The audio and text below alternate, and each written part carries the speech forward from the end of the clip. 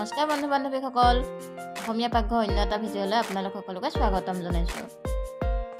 আজি আমি আপোনালোকলৈ লৈ আহিছোঁ হোটেলৰ দৰে লালমোহন ঘৰতেনো সহজ পদ্ধতিৰে কেনেকৈ বনাব পাৰি।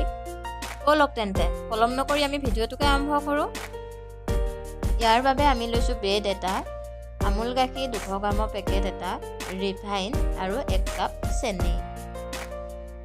এতিয়া আমি ব্ৰেডৰ চাৰিওকাষটো ছুৰী এখনেৰে কাটি ল'ম।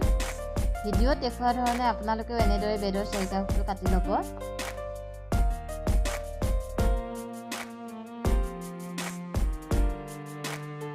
এইদৰে আমি গোটেইখিনি ব্ৰেডৰ চাৰিকাষটো কাটি ল'লোঁ। ইয়াৰ পাছত আমি চাৰিওকাষ কাটি লোৱা ব্ৰেডখিনি এনেদৰে হাতেৰে ছিগি মিক্সাৰ মেচিন এটাত গ্ৰাইণ্ড কৰি ল'ম।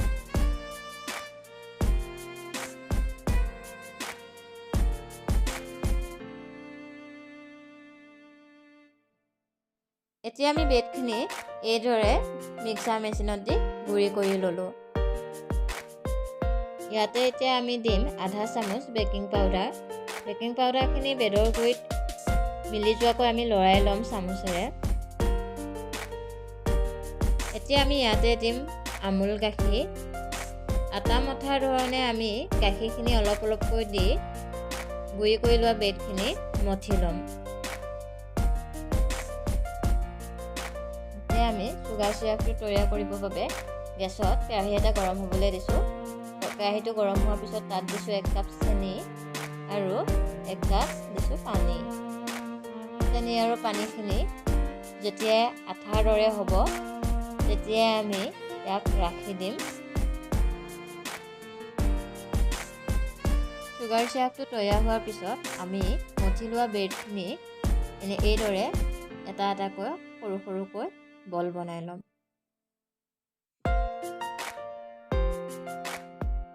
এতিয়া আমি গেছত অন্য এটা কেৰাহী পাতি লৈ কেৰাহীটোতে দিছোঁ ৰিফাইন তেল।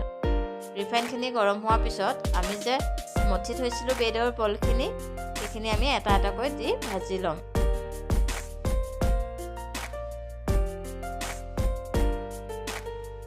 এয়া আমাৰ ৰঙচুৱা হৈ পৰিছে, দেখিছেই নহয় কালাৰটো কেনেকুৱা হৈছে।